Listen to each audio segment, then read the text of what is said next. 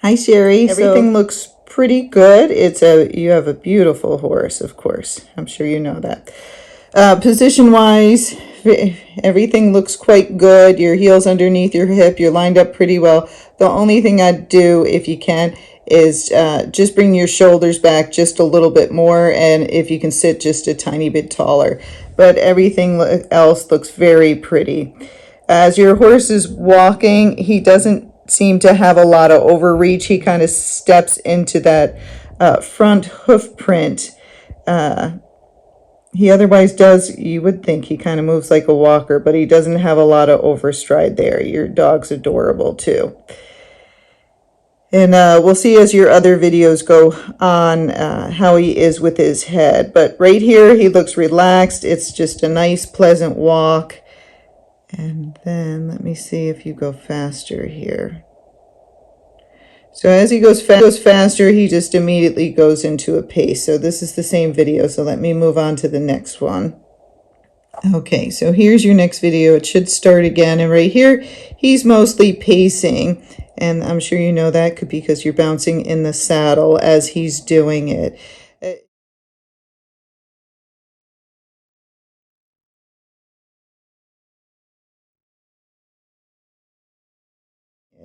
His head carriage is nice. It was down, so he kind of paces with his head down. And so we'll try to fix that. All right, I'm just watching it again. But it looks like we'd be able to probably get him into like a saddle gait.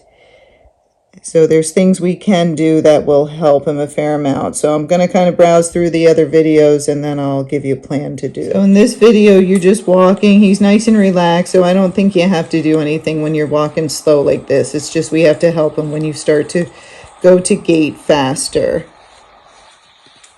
So in this video, he started off a little bit better, and then it gets bouncier, but that's because you're going downhill and the horses get very lateral as they go downhill. So a lot of them will pace downhill. So I think so in that one spot, you are doing a saddle gait right here, and you probably felt a little wiggle in the saddle, but right there you got it. It's just that he doesn't consistently do it, at least not in the videos you show me.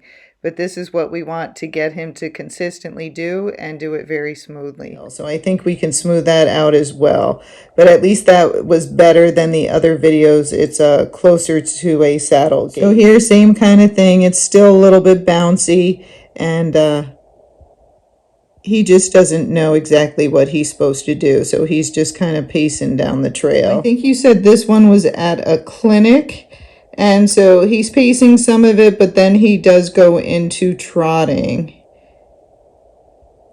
So he does trot some, and then he can actually, instead of a hard pace, he's doing more like a step pace and a saddle gait. So that's good to see him loose, so we see what he can do. So here I think this was your friend on him, and there he was really hard pacing. Still pacing a little bit there. That's a little bit better. So that's faster than you were going before. She did keep him a little smoother, and then it goes right into pacing.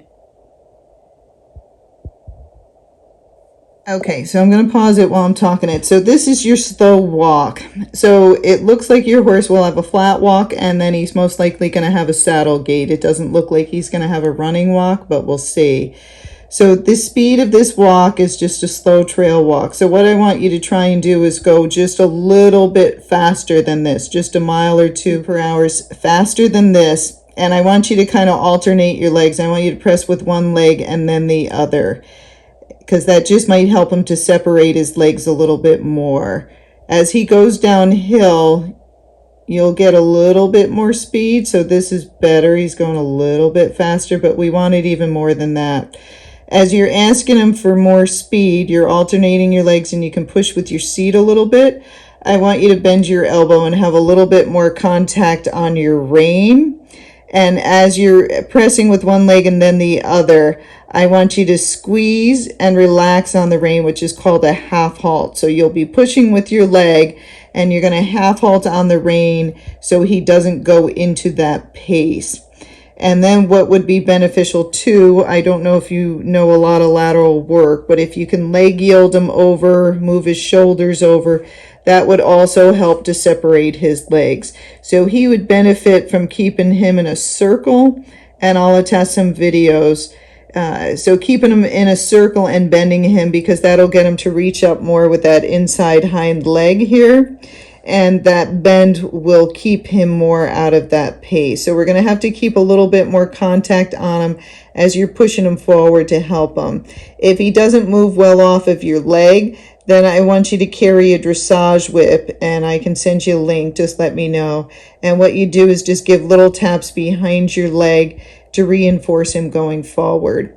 The other thing you can do is if you go to Home Depot and get some poles, you can spread some poles out around so you can walk over those poles. And what I want you to do is still keep bending him and pushing him forward and half halting, but as you're getting closer to the poles, you can ask for more speed about a step or two in front of the pole. So as you ask for more speed, he will get to the pole, and the pole will actually help separate his legs, to keep him out of the pace.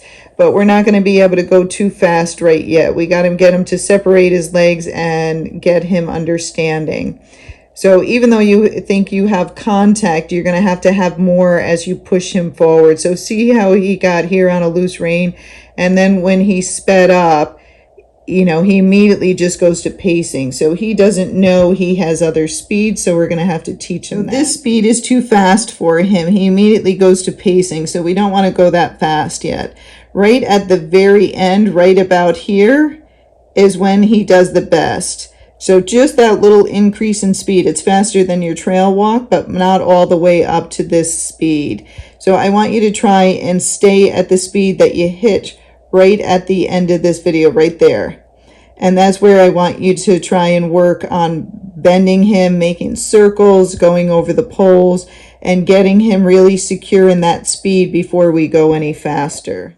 Now in this video, you almost have it.